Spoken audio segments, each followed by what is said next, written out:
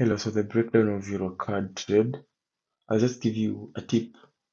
There's a question that someone asked me why I don't use the monthly time frame for analysis. I actually do use the monthly time frame sometimes, mostly when the month has closed, just to see how the previous month candlestick behaved. But on a normal basis, I'm not trying to analyze the monthly time frame because I'm an intraday trader, so I'm just trying to get 150 pips maximum.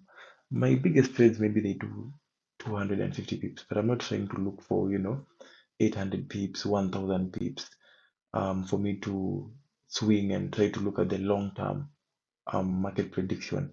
So if you're trying to look for the short term or rather the immediate intraday moves, the 50, 100, 200 pips, you can easily analyze using the weekly and daily time frame. You don't need to go all the way to the monthly time frame. So back to the EurCad trade. Start with the weekly time frame. So looking at how last week closed, first of all, you can see previous week. Don't mind my dog, guys. Previous week we had a long bullish candlestick, so that's a very good sign that we might see buyers pushing price higher. And then on the daily time frame, you come and look. In fact, on the previous pre-week analysis, just before this last week, I remember marking these two zones on EurCad, if you remember, and I predicted that just based on how price behaved the other time when price traded at this point, then we had this rejection.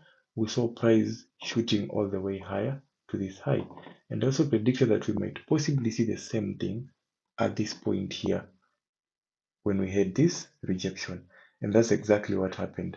And this was like last week when price had just touched this zone. So at this point, we didn't have this bullish move. But anyway, using the zones that I've marked, especially after this rejection here, I was anticipating possibility for price to continue going higher. Then we had this bullish confirmation at this point. Apart from that, we also had two small body candlesticks looking like some spinning tops, which were indicating some indecision. So at this point, you still want to get some more confirmation. Then we got another long bullish candlestick, again with a very strong downside rejection. Just look at that spike. So at this point, I'm already convinced that EurCad is most likely to buy. So we are already done in terms of price direction. So I know that all I'm looking for is bullish trades. So let's mark where price closed last week. This was Friday, right? So this was Monday. I got my trade on Monday. So I'm trying to look for to just show you how I got my trade on Monday. Um, as you know, I keep insisting I trade using supply and demand.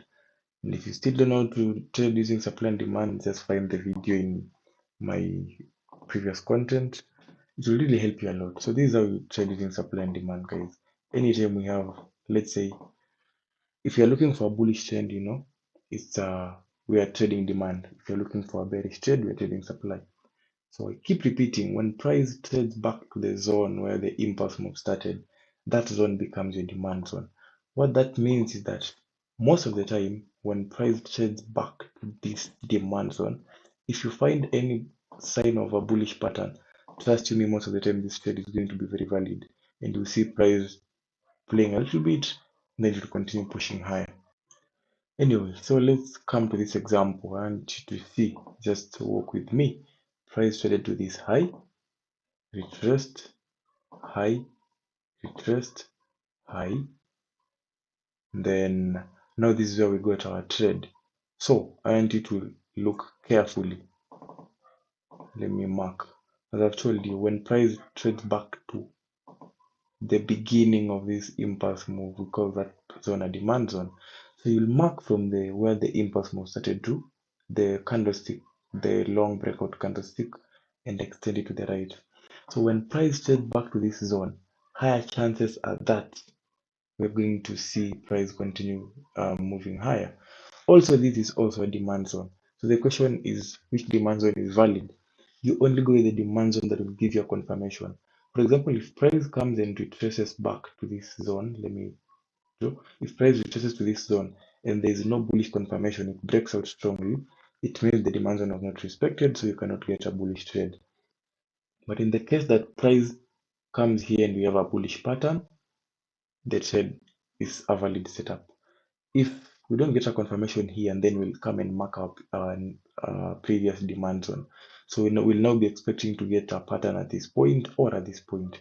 So it's just a matter of looking at the point that the price will form a good bullish pattern is where you validate your demand zone. So in this case, I want you to see what happened when price traded to this zone. And just to show you also how I always use several confirmations before I determine if a trade is good or bad.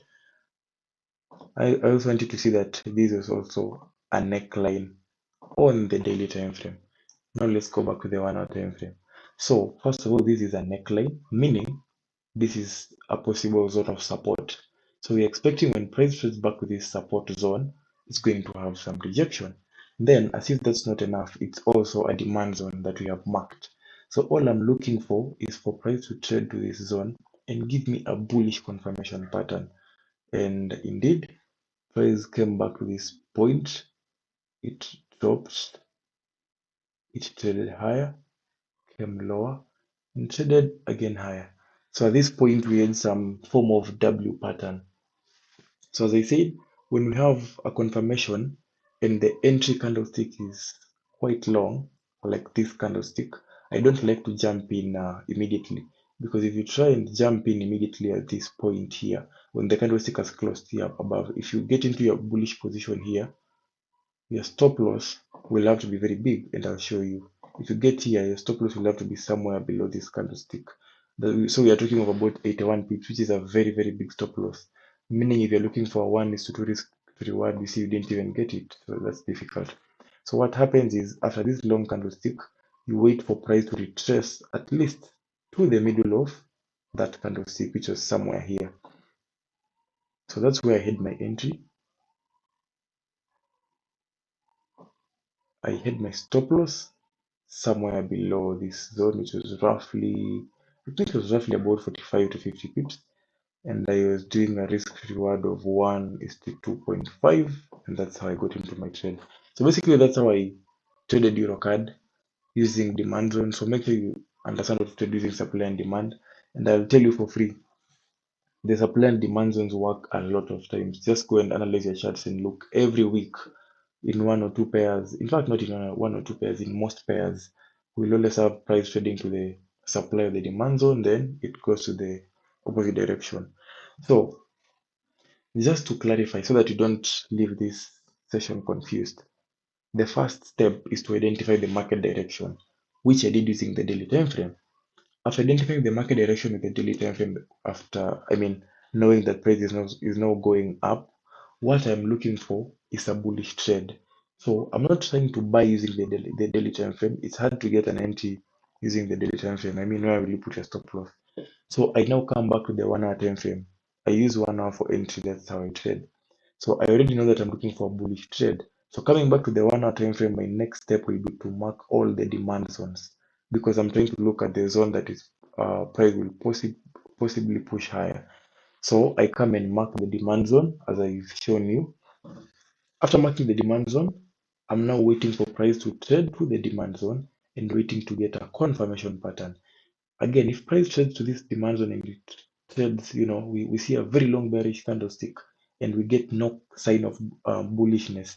That's not a signal. You can't just come here and say because it's a demand zone you're buying. No, you need a confirmation, a pattern. That's exactly what happened. We got a pattern, price retraced. Very patient. It's a trade that I planned very patiently. I didn't try to jump here on top and chase price. No, just wait for price to retrace. If it doesn't retrace, well and good. That's a trade that you missed, but at least you didn't mess up your psychology and try to chase the market. But consistently, you're going to be profitable as long as you follow what I'm telling you. Then, when the pattern has been formed and it retraces to this point, see what happened, price pushed higher. And just as we are talking right now, I've told you about trading demand, and I've told you most of the time you're going to see price being rejected at demand.